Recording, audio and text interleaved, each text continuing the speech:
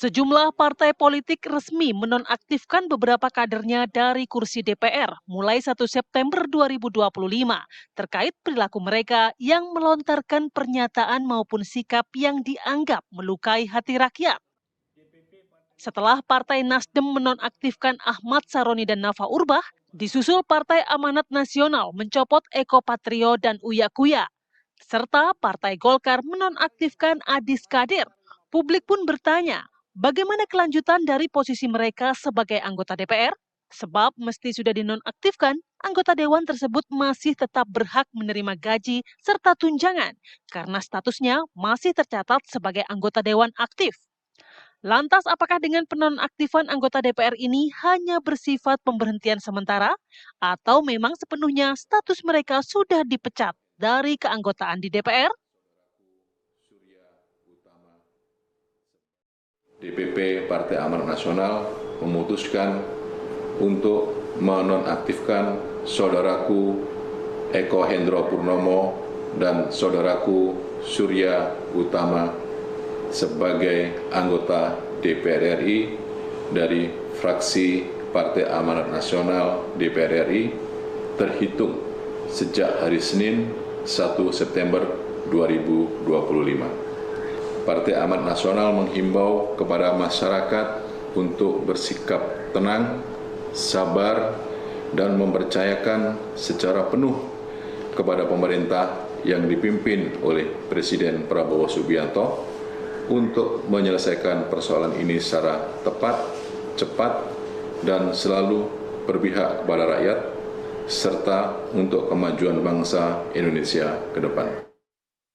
Bahwa dalam perjalanan mengemban aspirasi masyarakat ternyata ada pernyataan dari para wakil rakyat, khususnya anggota DPR RI dari fraksi Partai Nasdem yang telah menyinggung dan mencederai perasaan rakyat.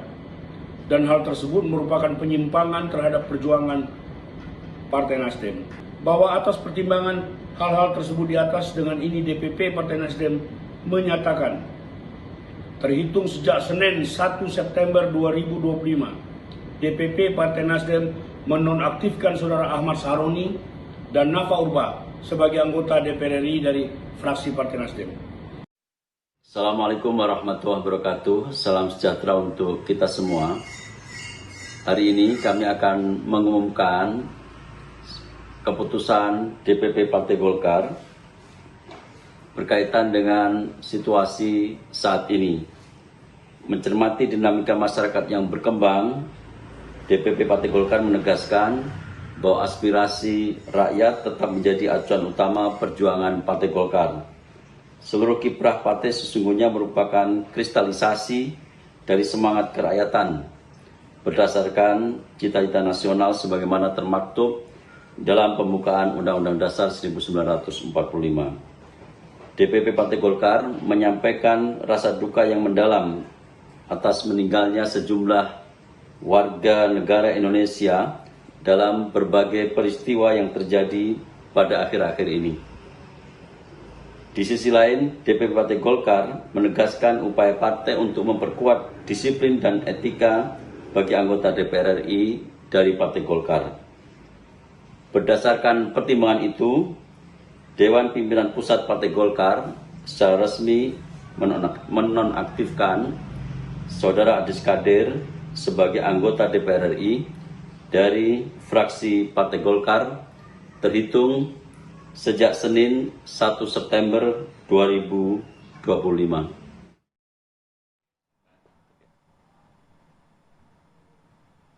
Ya, kita sudah mendengarkan dari masing-masing partai politik yang mengambil keputusan untuk menonaktifkan anggotanya yang dianggap melukai hati rakyat. Total ada 5 orang, dan juga kita sudah mencoba untuk menghubungi dari Partai Nasdem dan juga PAN, tapi karena satu dan lain hal tidak bisa bergabung bersama kami pagi hari ini. Ya, kita jadinya akan berbincang dengan narasumber yang sudah hadir di studio bersama kami. Ada Margarito Kamis, pakar hukum tata negara Universitas Hairun Ternate. Assalamualaikum, selamat pagi. Assalamualaikum. Pagi, Bang. Lalu bersama kami juga ada Agung Baskoro, analis politik dari Trias Politika. Assalamualaikum, selamat pagi. Waalaikumsalam, pagi semua. Sehat semua ya Bapak-Bapak ya. Saya mau ke Bang Margarito, berikan pencerahan kepada kita pagi hari ini dengan diksi sejumlah partai mengambil langkah untuk menonaktifkan dari anggota DPR partainya karena melukai hati rakyat. Nonaktif ini dalam secara undang-undang itu berarti apa? Apakah memang ini hanya bersifat sementara kah atau apa? Begini, katakanlah sekarang kita ambil supaya orang ngerti gitu ya. Kita ambil contoh yang gampang aja nih. Anda berdua ini orang TV One. Ya. Kerjanya sebut saja begitu ya, bawa acara ini. Fungsi ini aja yang Anda tidak laksanakan. Status Anda sebagai orang TV One tetap aja. Tetap saja sebagai orang TV One. Oke. Jadi teman-teman di DPR yang diberhentikan itu, fungsi mereka sebagai anggota DPR itu saja yang tidak dilaksanakan. Status mereka sebagai anggota DPR tetap. Ya. Satu. Yang kedua, sebagai orang hukum ya, saya bukan orang politik. Dimanapun itu, umumnya adalah orang itu diangkat pakai SK. Ya. Mereka-mereka ini diangkat pakai SK presiden resminya. Ya. Maka diberhentikan juga dengan SK presiden. Oh, oke. Kalau Pertanyaannya, diberhentikan dengan SK Presiden. Oh iya, Ya. diangkat dengan SK presiden, diberhentikan dengan SK presiden. Soal hukumnya adalah, sampai dengan detik ini, adakah SK presiden pemberhentian itu? Belum ada sih yang ke Tidak publik ada. Karena ya. nonaktif katanya ya. Bukannya berhenti ya. No. Itu satu gitu. Nah karena itu secara hukum Anda tidak bisa mengatakan mereka berhenti. Sekalipun pemberhentian sementara pun Anda tidak bisa mengatakan mereka sedang berhenti sementara. Karena tidak ada SK pemberhentian sementara. Yang kedua, pemberhentian sementara itu hanya nonaktif itu term untuk mereka-mereka yang kebetulan memegang jabatan misalnya anggota MKD yang Ya. dimasalahkan, diperiksa oleh MKD, sejak itu mereka nonaktif sebagai anggota MKD. Di luar itu tidak. Oke. Begitu hukumnya. Oke. Berarti hak-haknya juga mereka dapatkan ya? Yes. Tetap ya? Jangan gaji. Ya, dapat semua. Ya, dapat. Secara hukum ya. Saya tidak bicara politik. Secara hukum dapat seluruhnya, kan hak. Ya. Hak itu belum ditangguhkan, belum dihapuskan oleh hukum. Karena itu dapat semuanya. Bang Margarito, Oke. tadi Anda mengatakan bahwa harus ada SK Presiden. Yes. Tapi ada langkah lainnya nggak sih? Prosedurnya seperti apa sehingga nonaktif ini bisa diimplementasikan menjadi apakah memang harus ada pengunduran diri dari yang bersangkutan Bisanya. atau PAW Oke. kita kenalnya? Oke, kalau dia mundur, oke good. Kalau dia mundur, kalau dia Tapi mundur. kalau kayak Fahri Hamzah nggak Nah, mundur ya. Waktu itu kalau- kondisinya jadi panjang malah. Iya, banyak. Dan satu di antara yang menyebabkan jadi panjang itu Margarito. Ya. Untuk Fahri Hamzah kan. Dia bilang perkaranya itu orang-orang itu. Tapi balik lagi kita ke sini, Bang. Makanya. Kalau nggak mundur bagaimana? Nah, kalau nggak mundur, nah siang ini tadi malam saya baca di salah satu media online gitu. Siang ini kalau tidak salah ada orang yang akan melaporkan soal ini ke MKD. Akan diproses di situ. Kalau misalnya MKD mengambil keputusan memberhentikan mereka, maka diteruskan pemberhentian itu diproses secara administratif, secara prosedur ke presiden, lalu presiden akan menerbitkan ke KPU, lalu KPU akan meneruskan kepada presiden dan presiden akan menerbitkan SK pemberhentian. Oh.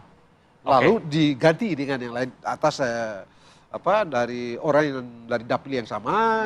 Jadi surat pemecatan dari MKD kemudian dikuatkan dengan diteruskan. presiden atau Yes. begitu. Ya begitu itu. Itu prosedurnya. Oke. Itu prosedurnya. Anda senang atau tidak senang begitu prosedurnya. Supaya kita tidak semena-mena juga.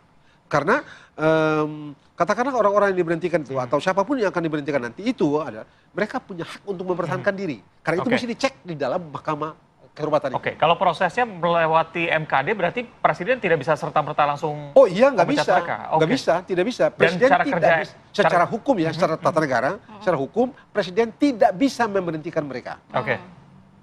Presiden baru bisa memberhentikan kalau sudah prosedur tadi sudah sampai pada beliau. Beliau Berarti tinggal SK sign aja. presiden bisa keluar setelah ada laporan dari MKD. Yes. Oke, laporan dari MKD ini MKD bisa bekerja atas laporan dari masyarakat atau bisa sendiri? Yes, laporan masyarakat. Atau sesama anggota atau siapapun itu ya melaporkan. Dan mereka tidak aktif. Mereka menunggu laporannya. Hari ini kalau tidak salah, saya tidak usah sebut dari mana begitu ya, tapi saya baca semalam akan ada yang datang melaporkan siang nanti di MKD. Siapa Bang? Dari mana? Clue-nya aja spill dikit. Oh, clue. Oh sudahlah. Kira-kira teman-teman yang Said Iqbal Oke. yang ketua apa? Buruh.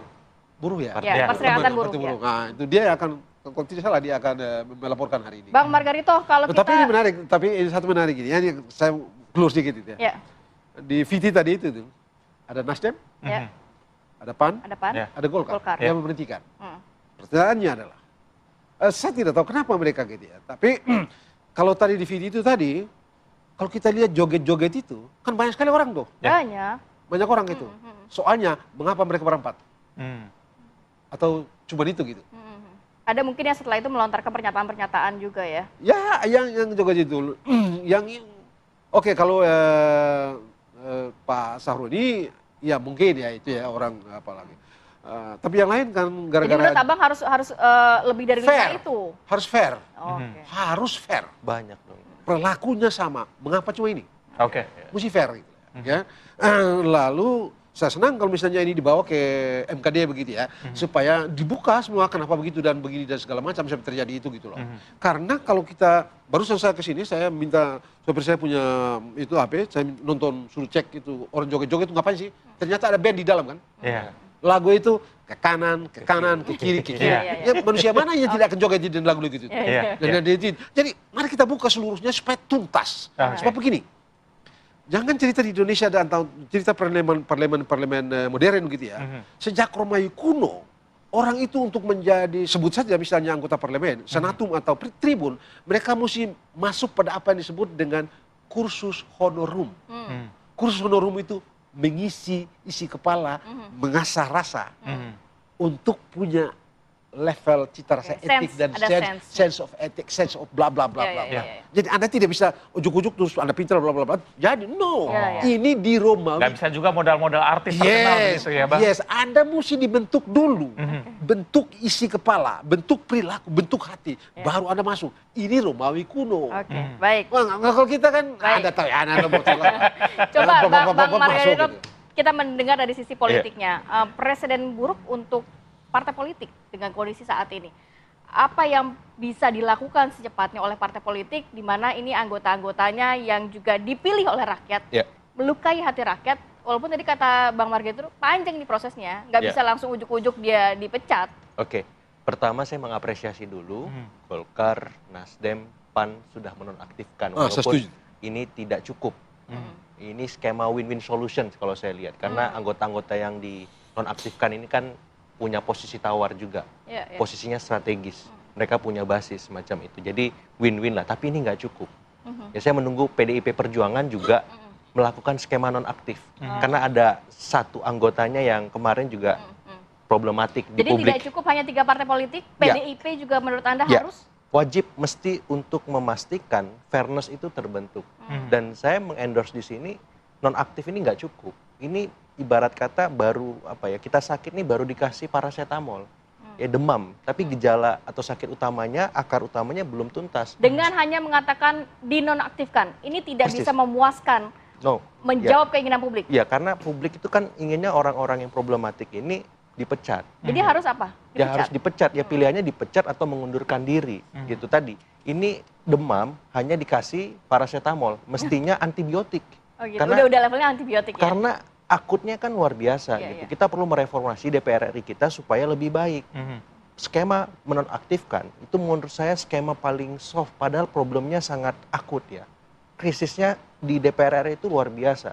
Kita ngeluh soal transparansi, partisipasi, akuntabilitas dan seterusnya karena fungsi-fungsi di DPR nggak berjalan dengan optimal. Katakanlah legislasi, pengawasan, budgeting, representasi sehingga kalau hanya nonaktif saja, kalau hanya menyasar beberapa orang saja menurut saya nggak fair gitu. Dan Oke. harusnya pemecatan, harusnya ada partai-partai lain yang menonaktifkan anggotanya yang kemarin memang tidak populis ketika berkomunikasi Oke. kepada publik, ketika memberikan gestur yang kurang pas Oke, macam itu. Bang, berarti dengan begini bisa disebut bahwa partai-partai masih kasih treatment khusus buat orang-orang ini begitu ya? Iya, hanya paracetamol.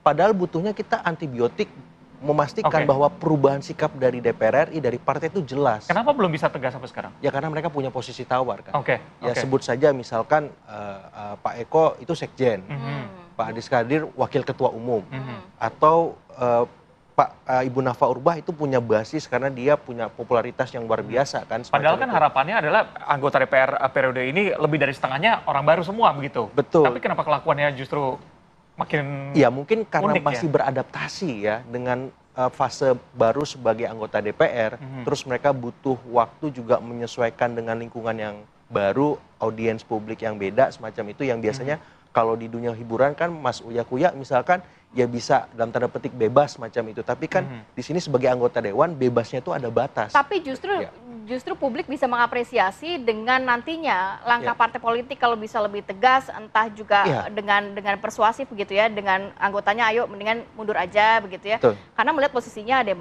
bendahara umum, kemudian benar, ada Pak yang juga Saroni. sekjen gitu kan, bisa diapresiasi bahkan nanti oleh publik Ini kalau memang bisa menjadi- benar-benar cukup keras. Betul, ini bisa langkah jadi yang turning diambil. point untuk memperbaiki citra minor partai selama ini gitu. Kalau misalkan ada survei dari banyak lembaga kredibel selalu menempatkan DPR RI itu nomor paling buntut bersama partai. Nah ini kan saya pribadi nggak rela karena demokrasi kita dibangun oleh partai-partai politik, oleh DPR RI. Nah mestinya citra mereka harus paling bagus di atas KPK, kepolisian, Mahkamah Agung, Mahkamah Konstitusi. Tapi ini selalu berada di bawah semua lembaga negara. Nah ini harus diperbaiki karena kalau ini dibiarkan, saya khawatir bom waktu ini akan meledak lagi di satu kesempatan kalau perubahannya tidak drastis Oke, seperti Bang itu. Abbas, yang cukup menarik adalah mereka masing-masing memiliki posisi di partai, tapi apakah mereka bisa mengundurkan diri dari DPR, tapi menempati posisi yang sama di partai? Kita akan bahas usai jeda, tetap bersama kami di Apa Kabar Indonesia Pagi. Baik, kita lanjutkan dialognya, Bang Abbas. Ya. Jadi tadi dibahas bahwa salah satu pertimbangannya memilih untuk nonaktif adalah karena masing-masing dari mereka memiliki posisi penting di partai, strategis di Betul, partai. Tapi apakah bisa mereka nonaktif, mereka dipecat atau mengundurkan diri, tapi memegang posisi strategis tadi di Di partai? partai sangat bisa ya. Ini kan tinggal political will ketum sebenarnya. Bola panasnya, bola liarnya di ketum. Ketum maunya anggota-anggota dewan yang dinonaktifkan ini boleh lagi nggak berkarya di partai. Tapi kan saya mengilustrasikan legitimasi publik dan politik mereka kan runtuh nih sekarang. Kalau misalkan mereka tetap dikaryakan, itu kan sedikit banyak bisa memberikan citra minor kepada partai itu Ya, sendiri. presiden buruk ya. Ya, tapi ada dilema lain secara politik. Kalau ini dilepas kader strategis ini, dia pindah ke partai lain, ini kan kerugian besar juga bagi partai yang ditinggalkan. Oke. Karena orang seperti Mas Eko, Pak Saroni, Mbak Nafa, Pak Adis Kadir, itu kan punya basis. Dia juga memberikan sumbangsi besar ke partai selama ini. Nah, dilema itu yang saya kira sedang dihitung, sehingga win-win solusinya Mana untung, mana ruginya ya. Iya, tapi kan kita bicara sekarang kemarahan publik yang harus diredam, dan nonaktif itu menurut saya nggak cukup gitu, karena publik akan melihat komitmen partai lewat partainya maupun DPR RI berubah atau tidak ketika situasi sudah seperti sekarang, seperti itu. Jadi ya endorse saya ya mereka mestinya dipecat. Saya yakin partai-partai sekelas PAN, Nasdem, Golkar bisa menghasilkan kader-kader baru yang lebih berkualitas dan lebih baik. Nah tinggal ini segera dieksekusi ini supaya publik melihat komitmen serius itu. Bang Margarito, jadi kalau boleh disimpulkan mereka ini hanya statusnya saja ya yang nonaktif, tapi dari sisi tunjangan gaji. Status tidak.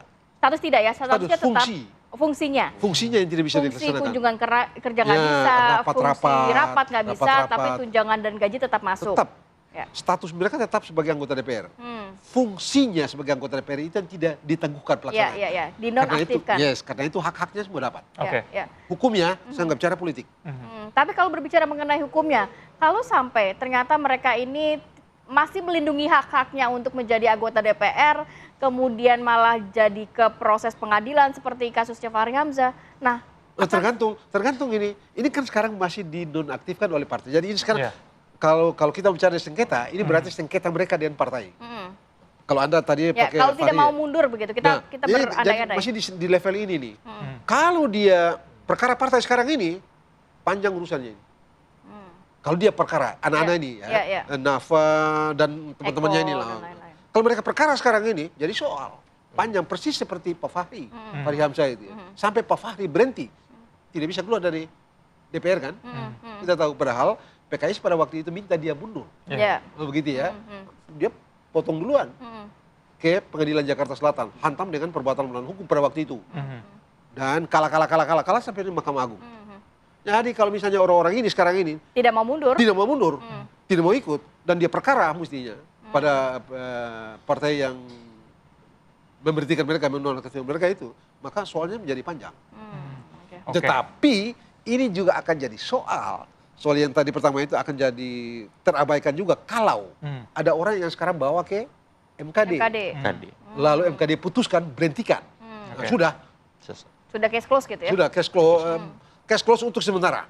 Karena begitu SK Presiden keluar, Anda ingat ada satu anggota KPU pernah diberhentikan oleh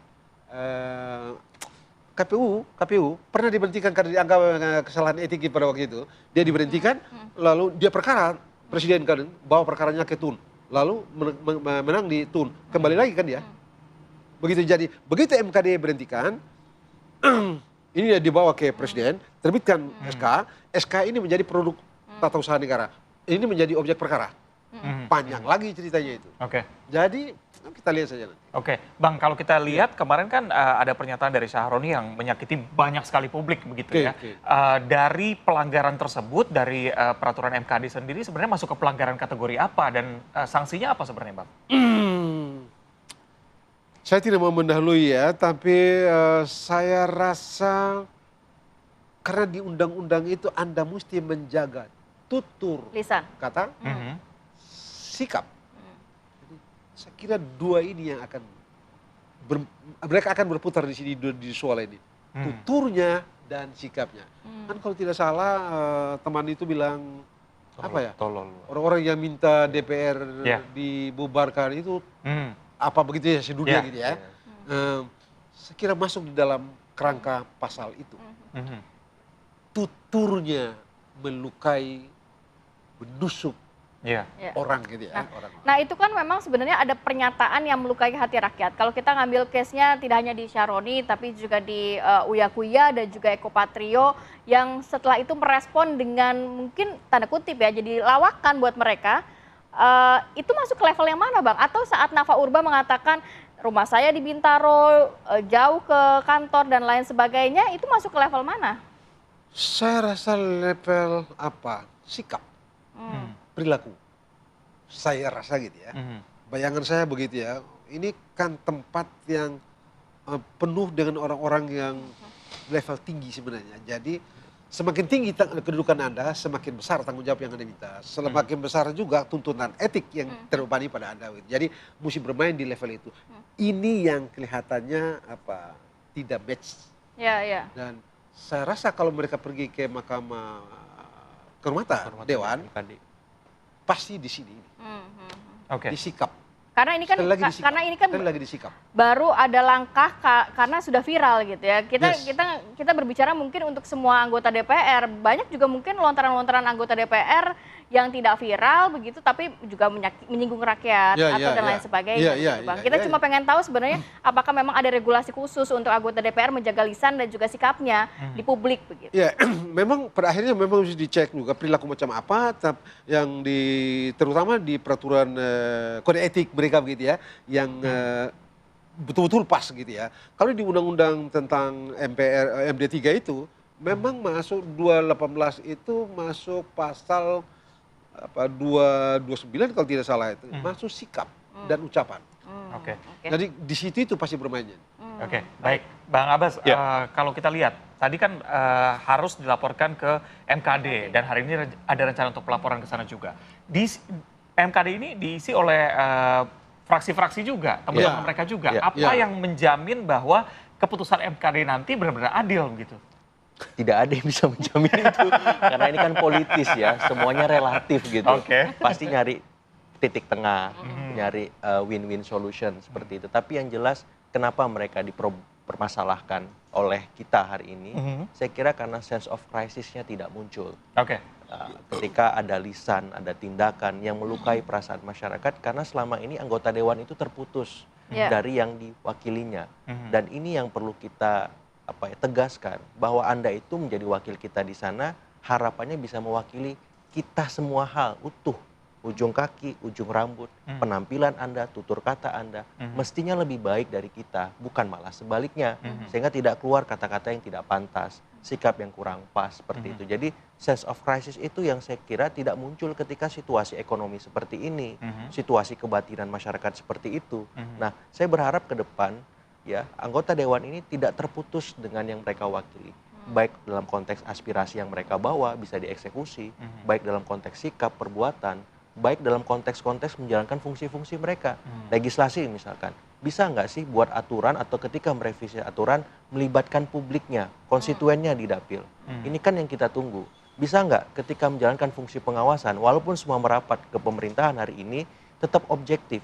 Kalau salah ya salah, dan memberinya kan ada caranya, ada masukannya lewat interpelasi dengan pola-pola yang lebih komunikatif, diplomatif semacam itu. Ketika menjalankan fungsi budgeting juga ada kritik. Tidak sekedar stempel aja setuju. Kalau memang anggaran kita kurang, minus, jadi rasionalisasi dan itu disampaikan kepada presiden supaya presiden tahu duduk persoalannya. Ketika menjalankan fungsi representasi, ya Anda harus serba hadir dimanapun. Diundang media datang, jangan kabur, demonstran datang ke gedung, jangan absen, ketika sidang paripurna datang, jangan WFH. Karena apa? Demonstran itu kan pengen disambut, pengen didengar, tapi Anda nggak ada. Apa nggak kesel mereka? Akhirnya kanal yang tertutup ini melebar kemana-mana. Aparat berantem sama demonstran, gesekan, eksekutif juga kena efeknya, ekonomi juga. Jadi maksud saya ini sudah kemana-mana efeknya dan harapannya DPR RI segeralah berbenah seperti itu. Bang, mungkin singkat saja waktu kita terbatas, apa yang bisa dilakukan untuk memperbaiki permasalahan ini begitu ya? Tadi gapnya harus dikurangi, terus apa lagi Bang? Ya, saya kira mereka harus serba hadir dimanapun. Ya, kalau memang tidak bisa untuk menyambut demonstran langsung secara fisik, Anda kan punya website, punya sosmed, aktifkan kolom komentar, ikut IG Live, TikTok Live, Anda hadirlah di forum-forum semacam ini supaya apa? Masyarakat bisa mendapati ketika ada masalah Anda di mana. Jangan sampai Anda hilang absen dari peredaran publik. Dan akhirnya mereka menumpahkan itu semua ke jalan dan efeknya kemana-mana eksesnya seperti itu. Yang penting adalah tidak menjawab seperti Nafa begitu ya ketika lagi live, jawabannya malah melebar kemana-mana. Baik, terima kasih banyak Bapak-Bapak sudah hadir pagi hari ini. Sehat selalu, kita nantikan setelah ada langkah nonaktif akan seperti apa lagi ya. Kita harus jeda dulu jenak, nanti kita hadirkan informasi terkait Presiden memerintahkan Polri dan juga TNI tidak ragu-ragu mengambil langkah yang terukur dan tegas terhadap tindakan pelanggaran hukum maupun pelanggaran terhadap penegakan hukum. Selengkapnya saat lagi tetap bersama kami.